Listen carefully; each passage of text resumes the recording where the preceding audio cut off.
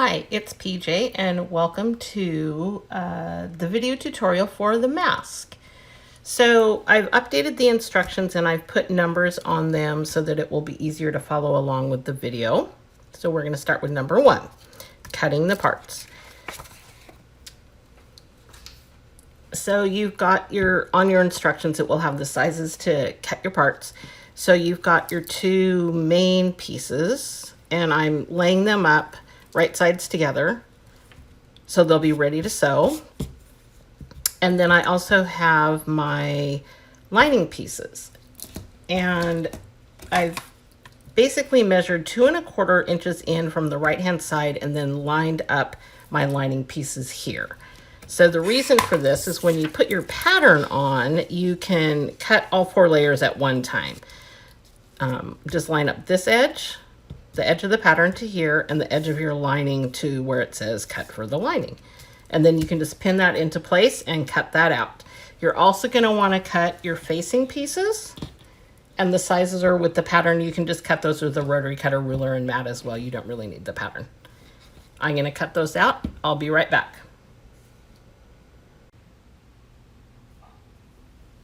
So you've got all of your pieces cut out, your 2 main pieces, your outer pieces, and your 2 linings, and then also 2 facing pieces. So we're going to sew these together. We're going to sew the curve seam here. You can do this either with a serger or a sewing machine. Either will work. And I forgot to mention as well, your pattern already has the seam allowances in it, so you don't have to add anything to that. I'm going to go stitch these curve seams, and I'll be back. Here are your lining piece and your outer piece. I did one on the serger and one on a regular sewing machine just so that you can see that either will work. The next step is to do the edge stitching. The edge stitching is just going to help the seam stay in place when these are laundered. So I just push the seam to one side and then we'll just edge stitch down here. Gonna go do that. I'll be right back. So after you sew your seams, with just a regular sewing machine, not a serger, you're just going to edge stitch down your seam to put the seam allowances to one side. So you can use just a regular straight stitch, or on this one I used, let me see if I can get that kind of a close-up. I used just a wide long zigzag, and it will just hold the seam down really nice. And the added bonus is nobody can tell if you're sewing straight. All right, so I did the same thing on the lining, so outer and lining. And then I also, on the serger, I just finished off the edges of the lining. If you don't have a serger, you could just zigzag this. If you have a straight machine only, you could simply just turn this under and stitch it down, just so that the edge isn't raw. All right, step number 5, putting this all together. So you're going to put your lining piece and your outer piece together, and you want the seams to be going in opposite directions. So I'm just going to flip this. Let me get this where you can actually see it. So one of my seams is going to the left and one is going to the right. And you're just going to nestle the seam allowance together. It will help reduce the bulk right there. That's the part that's going to go at your nose. So I'm just going to put a clip in here. I'm going to match up the other side. And I'll put a little clip in there. And you're going to have what looks like this. So now this is where your facing pieces come in. You're going to take your facing pieces and just line them up with the end. Depending on the size that you're doing, right here, it might not all match up. Can you see that right there? Don't worry about that. It'll all get caught in the seam. So I'm just going to clip this into place, and then I'm going to go sew that seam, and I'm going to do the top and the bottom all along here and along here. We're not closing up the ends. So I'm going to go stitch that, and again, you can do it with a serger or just your regular sewing machine. I'll be right back.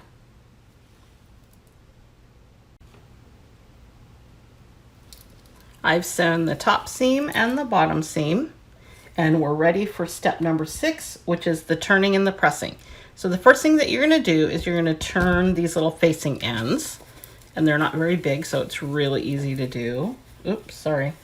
I guess I could stay in camera. So you're just going to turn that and turn this. So it's going to look like that. Then you're going to turn the lining.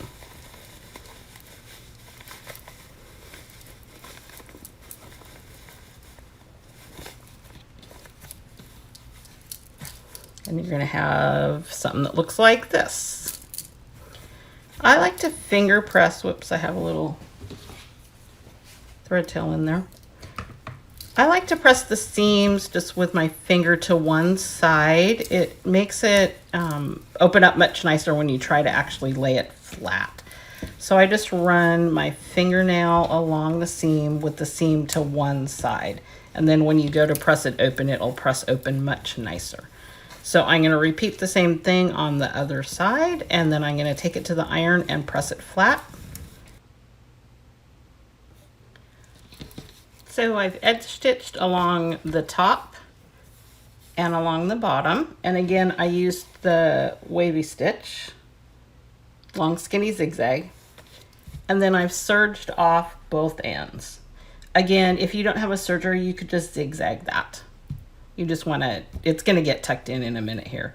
So now we are on to step 8, the casing and the elastic. So you can mark in 1.25 inches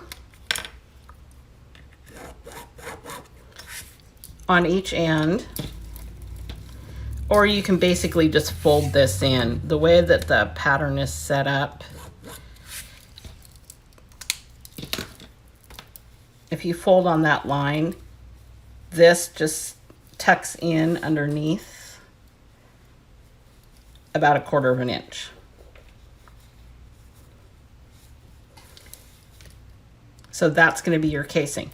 So to make this easy so that you don't have to string your elastic, if you just place your elastic in here at the fold before you do your stitching, you won't have to string it in after the fact. So just tuck that underneath.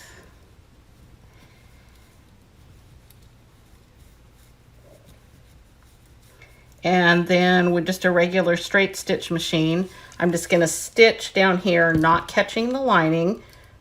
So basically I'm just going to stitch right down there. Okay. I've sewn down here to form the casing. You can see right there. And then I tied my knot. You can just, then the casing is pretty wide. So after you get your knot tied, you can just pull your knot into the inside to make it look a little more tidy if you'd like.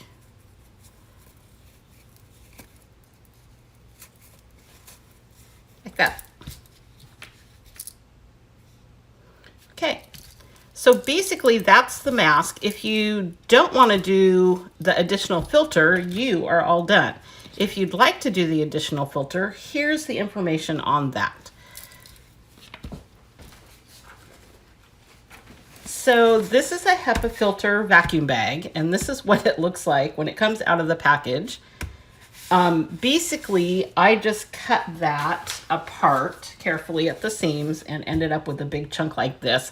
I peeled off the little plastic container thing, the vacuum connector. And then I took my pattern and I just folded this and then cut out. And you end up with this.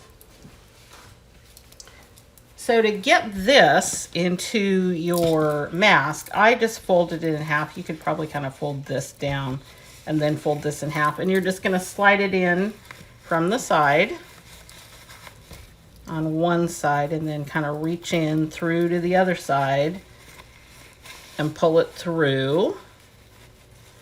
And then you have to kind of feel in there and open it out. And you just basically want to make sure that you get the top up to the top and the bottom to the bottom.